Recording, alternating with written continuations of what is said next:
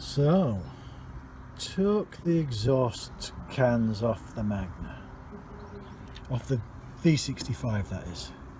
I know these look somewhat dirty, but they're actually not bad. Well, this one isn't.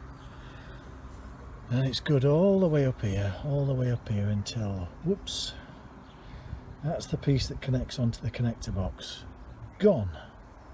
Basically where these fibre washers were, as is always the case, when they're sat, they fill up with water and just become a rust trap.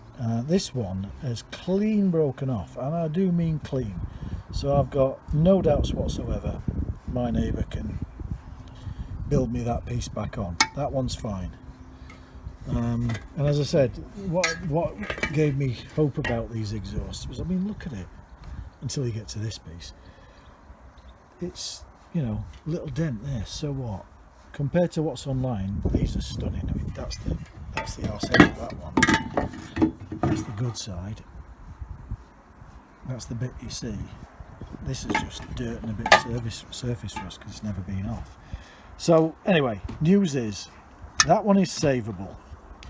This one, which was the one that was still connected that cracked, however, nah.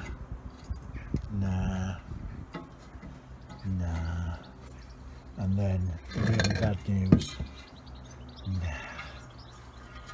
This is weld. I mean, look, I'd love to meet the person who did this weld. Have a look how, look at that. Look at that. That's a cracking bit of bird crap, isn't it? Anyway, this one's dead. So I'm never going to bother with this one. We're going to be looking for a left hand. So that's where your send stand ends up on. Left hand can, we'll have to source one of them, which is a shame, as I said. I mean, look at it. Little dent. Nothing. Look at the ends. Compared to what's online, it's just, but it's just too far gone on this side. I'm not even going to bother trying. So we'll look for one of them.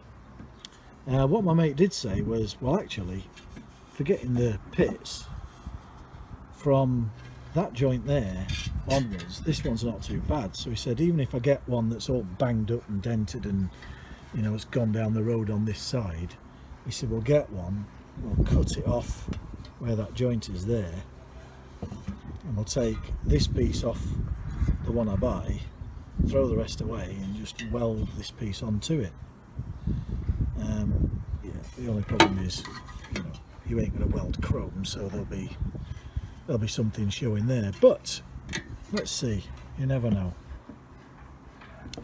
So started taking chunks off the Magna, and you know, rust all over the deck, but it is now exhaustless. So the first blow has been struck. Let's have a look at these collector boxes, shall we? Yeah. So this is not as bad as it looks. It's actually solid all the way up until it hits that joint. Now this is right just here.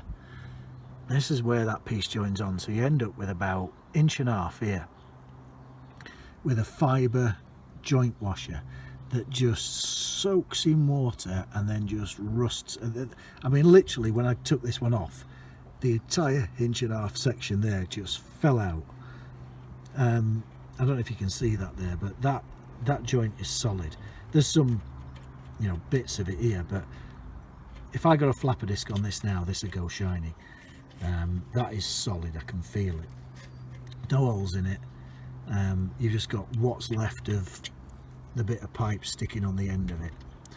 So that side at least repairable. This side, similar story actually. There's that joint. Here's the piece that connects onto the exhaust, and as you can see, that one's rotted as well. It didn't quite fall off. So we cut that off there. We weld a new piece of that on there, using that to give us our distance. And then we do the same on the exhaust. A slotted piece that goes over that, So I've just got to get a set of the fibre washers, because that gives us the internal and external diameters of the two pieces, and we can repair that. I'm going to get that collector box off, but not now, because I need to make sure before we start messing with that all the other, there's 4 more connections to that. There's these down pipes here, they go down and into the collector box, 2 on the front, and then tucked in here, look, there's another one that goes down somewhere.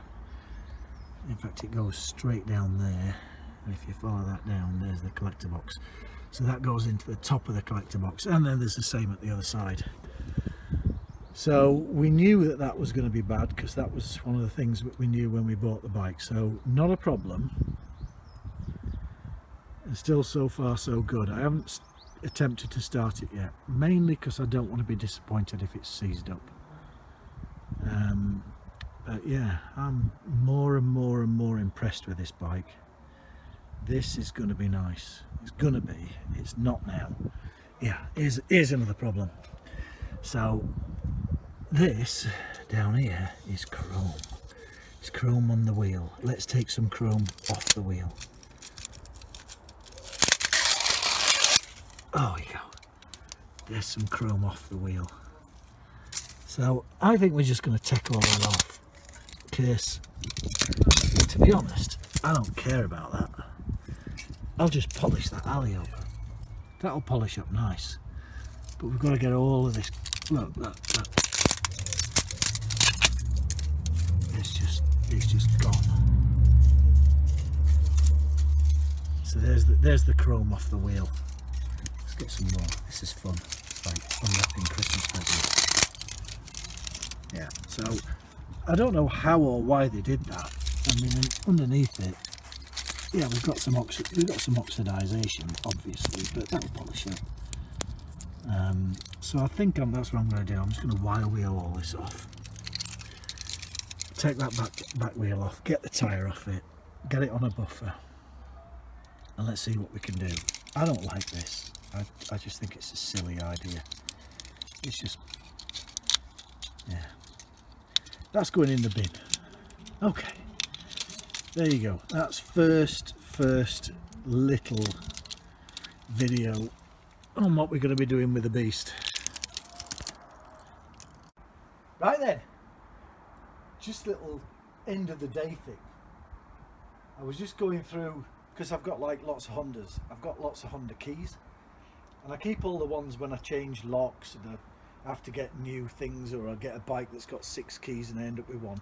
I keep all these keys, and I thought, because I'm missing the keys with this, I'd start going through just to see if I could find one to open the tank. These are the keys to the CM125, and guess what?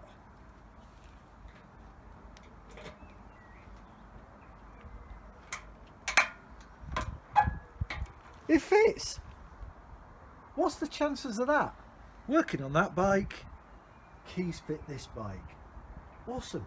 Only fits this lock, unfortunately. Doesn't fit the alarm or the seat, so I still can't get the seat off, but it's allowed us to get a camera down in here.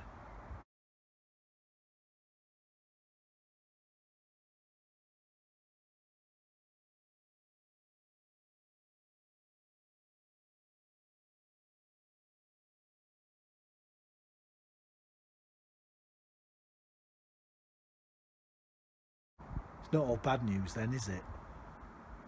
Because a bit of rust, as you saw, but not horrible.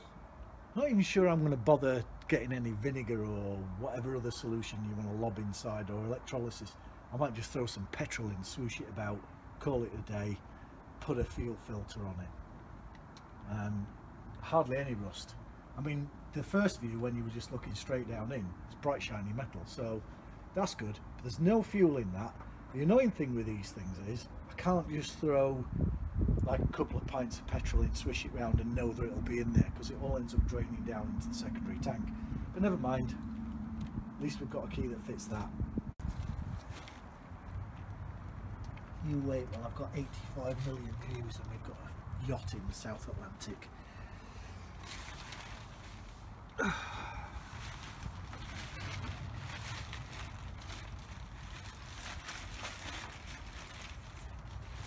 can that be so far under there?